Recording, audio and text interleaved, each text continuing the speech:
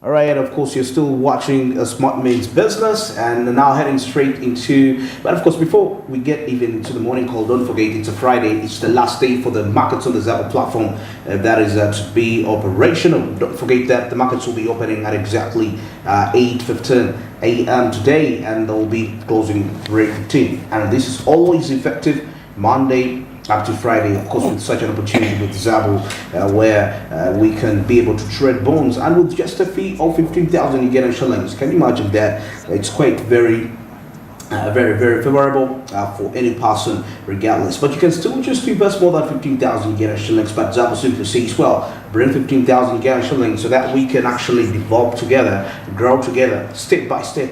You'll be getting there. And also remember that on top of Star292 hash, you'll have to register with your national identification number for that to be possible. Zabo made this a reality, and it says my money, my future, and all text East Africa says do something new. Remember, it is the year 2023. Well, of course, there is been something that has been going on.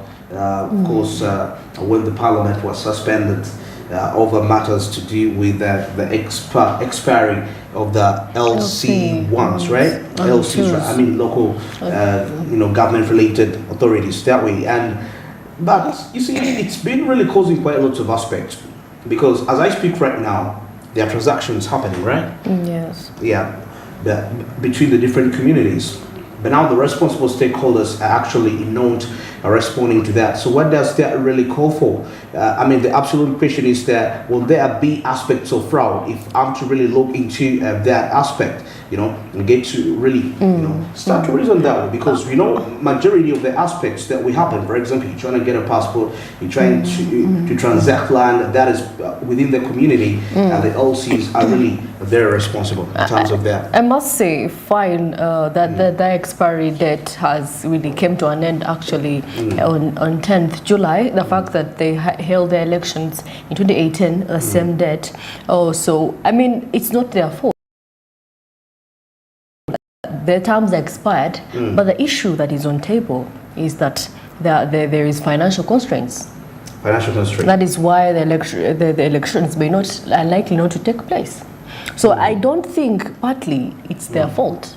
You know, they are ready. They are really ready. If the finances are there, then that means they'll hold an election and people will be re-elected or elected into power. But then I believe for the meantime, the Minister for Local Government came out and said they actually gave them an extension, you know, to work until they can, you know, find means of getting finances that will facilitate the elections. I mean, now we still need their services. These are important people that carry out our day-to-day services.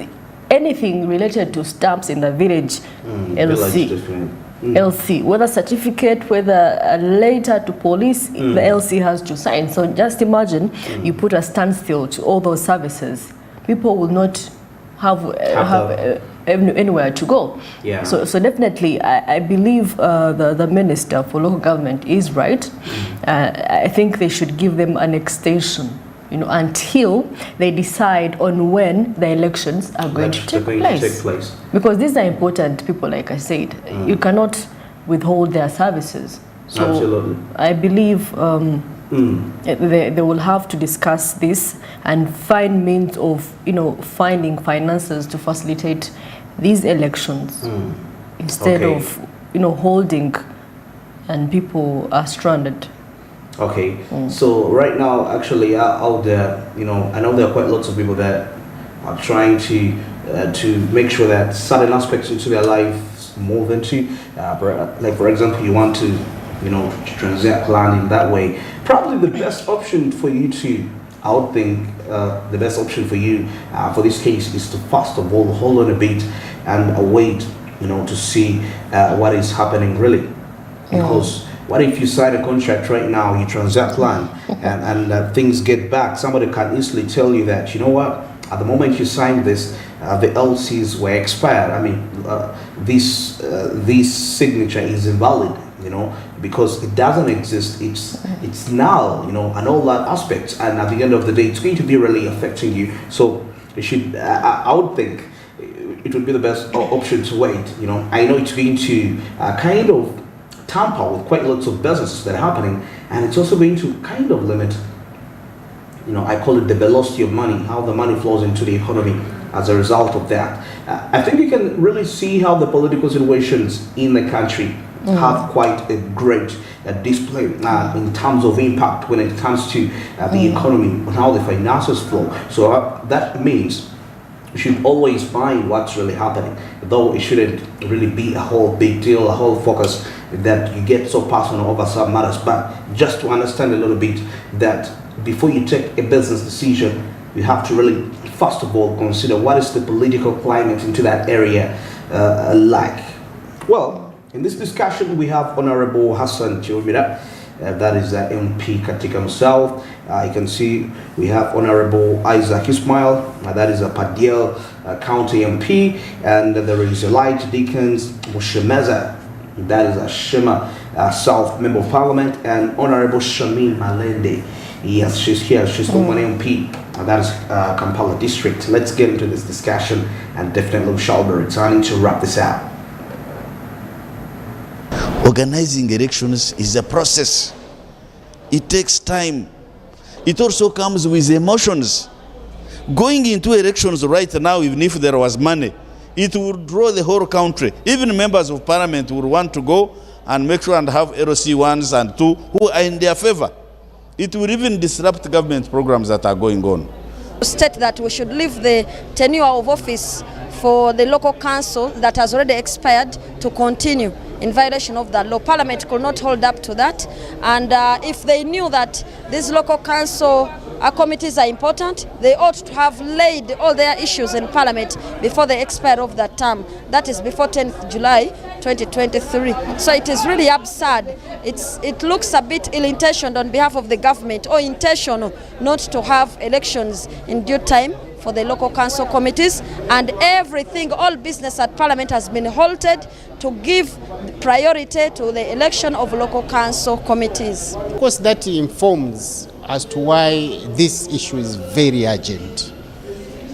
We all know that LC1s have been empowered They have a lot of powers, including signing on purchase and sale of agreements, keeping law and order in our communities. They have that judiciary power that is supposed to be given out in respective villages. Not having LC1s now, as we are now, is lawlessness. And we cannot run a country without LC1s because we are driving people into lawlessness. That's where you're going to see people start stealing each other because there's no person to bring them to order. So it is within line that as Parliament, we cannot continue doing business here if a country does not have LC1s and LC2s.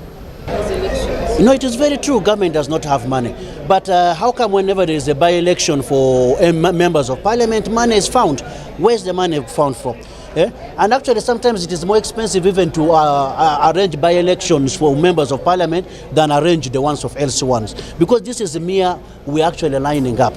And that is why we are saying there are other ways we can actually make the election of LC1s much cheaper. It is just the Electoral Commission and the district people sitting down and members of Parliament to find a cheaper way of actually making these elections. So we do not need to go through the expensive ways. This is by lining up. Money can be found and that should not be used as an excuse. 10 years has already elapsed. Government keeps sweeping this down the carpet. So they could have actually found a solution by now. Well, that's a discussion from the members of Parliament in regards to what's really happening. I mean, I think what he said was really right. You know, when it comes to by-elections of members of Parliament, the money is available and it's quite costly, I must say. So why don't they use the same energy they use when they are carrying out by-elections, and maybe the finances they could have used, you know? I think it comes back to priority. Yes, but they're also I mean, leaders. They're actually more important because everything goes back to LCs. True. Yes, everything goes back to LCs. So definitely, if you hear someone say 10 years, or some other people are saying 12, the last 12 years they haven't, others 10 or 5. I mean, it calls for a need to improve on our financial. You know, we should have prepared for this, actually. We should have prepared for this as a nation and as government to make sure that, of course, as the services for such abrupt, is it abrupt or? No, they're not abrupt. They're not abrupt. It's just that they know it's just that it skips their mind. Exactly. Yes, definitely. It doesn't skip their mind. They know, because it's. You cannot tell me that you can be a stakeholder in government for all that while and you don't know that actually there are LC elections. Because I saw a number of LCs actually in the country at 10,600 and something 29 or 95. So those are many. Those are LC ones. Then LC2s are 70,000 and more. So definitely. I don't think it needs a lot of money. I don't think. Yeah, I mean, everything, regardless, money could not be an issue, but if it's something it's supposed to do, okay, it's like saying that we don't have presidential elections because the state doesn't have money. Because remember, every presidential candidate is entitled to about 20 million. Will the country be there without a president? So, I mean, some of these aspects, because law is essential for business to also operate in society, definitely. And these are authorities that determine the law. They direct the law, you know, so that business can move on as usual. Now imagine how businesses are going to be held, and remember, businesses at a local level, you know, that's where it all starts. Yes. Then it transcends in here. So once it's affected that way, I believe that actually the speaker was really right.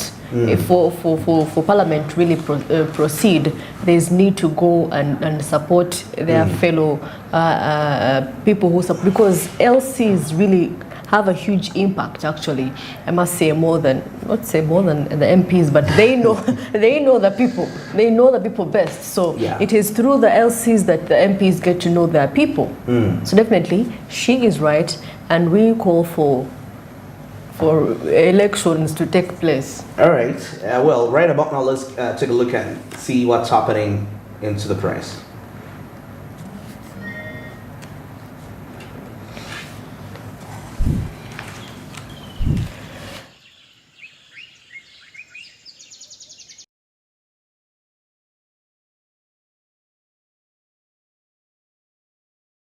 we'll have the new vision with me, and Masika Tsimi is going to be taking us through what's happening to the Daily Monitor. But of course, I can see the top page here, the new vision. Actually, this was sad news which came out, that was yesterday evening, when it was all over the social media, about 200 Mukono school children poisoned.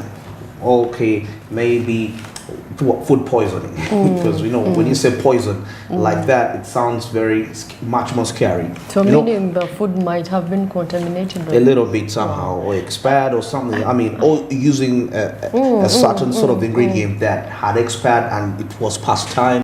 I mean, it's time of operation, and definitely that was inevitable. And still, I can see here on the budget matters as President directs finance on unspent money.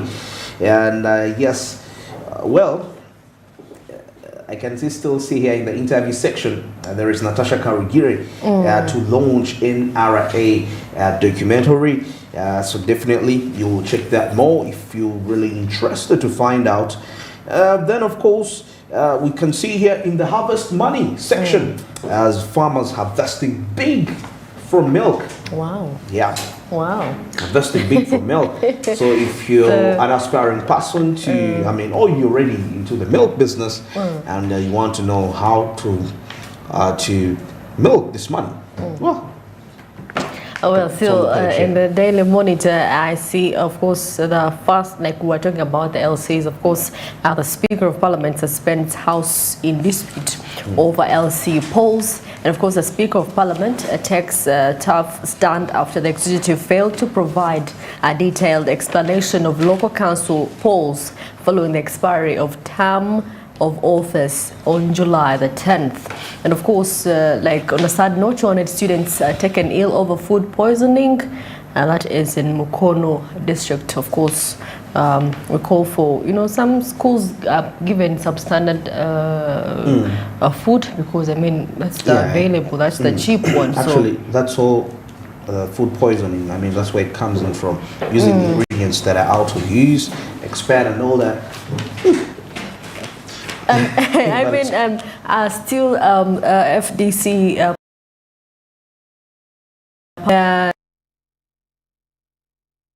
the chairman of FDC is trying to, they're trying to lift him up to climb a fence. Very funny. Very funny. So if you're a fan of politics, you can go and ahead and read. It must be an interesting story, as I can see right here. Okay, now I can see here government delivers about 2.4 billion Ugandan shillings. That is tractors to commercial farmers. That is according to the look of things here. And I can see President Museveni is still telling the farmers here to shun the subsistence mentality. Yeah, something that needs to really be worked on if we actually see some commercialization, that is of agriculture, since it's one of the aspects that the president is actually pushing for quite some time, and he's been doing that ever since he came to power. Then of course the UNBS boss refuses that is to go on forced leave. Yeah. So after paying his company to have his job, you're forcing him to go and leave. Wow. Absolutely. And of course, in here, extend tax law education to more Ugandans. That is according to URA. And of course, I must say, there is still need to sensitize the public about taxes. Yeah. The laws. No, I think people know about taxes, but the structure of the taxation system is what is like the principles, what is really behind the taxes, and what the guidelines that are required. So they need to sensitize people. I must say, even if you are land, but they have been doing those sensitizations for some time. But how come the compliance is still not yet there? To who? The problem is to who? To the people that pay them, the traders. People know that taxes have to be paid. So it's them that are being stubborn. The people they sensitize. It's the teacher comes in class and teaches at the end of the day, it is you. Personally, I believe the ultimate question to ask yourself is that why aren't they paying the taxes? Because we need to listen to the other side of the story. Yeah, I must say. And of course, DNA testing, what has, for the last few weeks, DNA testing has been actually the issue. And of course, lab scientists question government directive on DNA testing. They want to know, is this thing real? Is this thing real about paternal testing? And of course, and allow all registered laboratories to participate.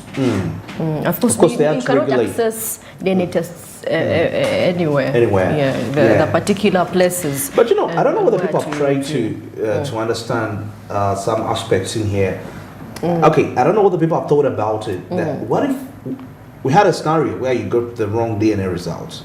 There could be. There could be. We need to also consider that because in a country where LCs, elections are not happening, what gives you a guarantee of right DNA results? Anyway, think about that. It's just something, just a word of thought to think about that. I'm not a doctor though. If you feel the need, if you're going to government institutions or hospitals, you have to know. But of course, if you want it so bad, you have to pay for it. You have to pay for it to get better services. This is the current Uganda we're in. You have to pay for better services. If you want good quality services, you have to pay a huge sum of money. Like I be seeing women in labor, they pay some money. Okay. Right. So for you to have better, a comfortable environment, receiving your child, wow, you have to pay a huge sum of money, and that is for private, institutions, private hospitals. But for government, I believe it's all the same. It's all the same. Yeah. Well, still here in matters of court, still in the division. I can see Entebbe, 500 million Ugandan shillings land row, and a school owner loses torture case.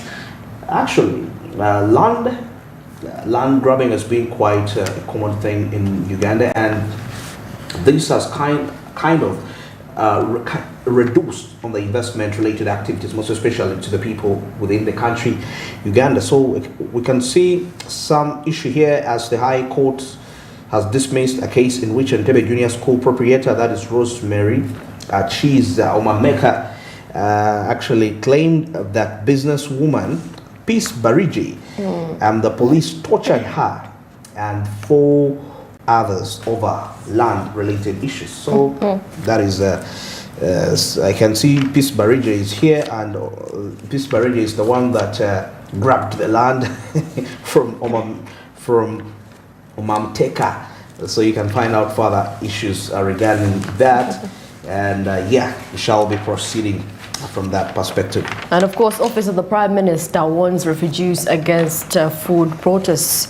And of course, a total of 266 sub-county councils from the 19 sub-counties in, I think I read that wrong article, I beg your pardon. The office officials from the Office of the Prime Minister have warned refugees against a planned protest over food crisis in the resettlement camps in Yumbe district. Now the implementation of food prioritization assistance program was set to start in the month of July, but according to the OPM officials, the exercise has not kicked off following credible information that some of the disgruntled refugees want to protest over the decision. Okay. Well, there is a crisis. There is crisis in Yumbe. Food. They do not have enough food. The refugees. The refugees. Okay. I mean, did they give the refugees like rights to to mix and do business within? That they do actually. We've seen some microfinance institutions have packages for refugees and financial inclusion. I mean, they do give them. Actually, they have the refugees are untouchable. By the way, you don't just touch anybody like that. Yeah, they have serious rules that govern them. They are secured. Remember, if you have them into your country, there is a certain amount of money that you get from the United Nations. Oh yeah. As a result of that, Okay. I think, we see Uganda grapples with costs of teenage pregnancies. This is here still in the new vision. You can find out further details and grab yourself that copy. And Uganda Connect brand to open new markets that is in Eastern Europe. Yes, I can see Audrey Kurabogo and the director for Regional International Economic Affairs. That was during a meeting to open that is a market hubs for Uganda, and this is quite a recent aspect. Okay, now Chinyara speaks out on refined sugar prices. You find out further what entails that speech. And Yumbe Muslims get vocational skills training center.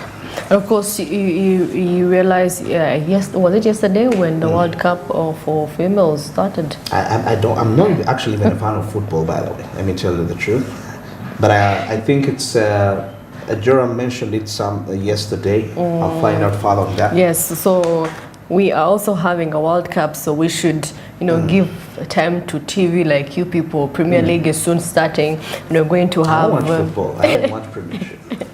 You do not watch. You're actually one of the few men I've really gotten. I'm unique. You are unique. Yeah. Wow.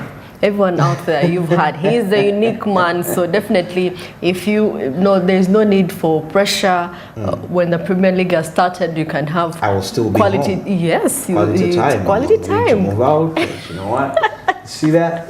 It is very few. It is very rare to find a man that is not a fan of football. All right, and now it's 29 minutes past 7. Let's get into this break, and definitely when we return, we shall be discussing matters what's happening around the East African community, and definitely wind it up with the international business update.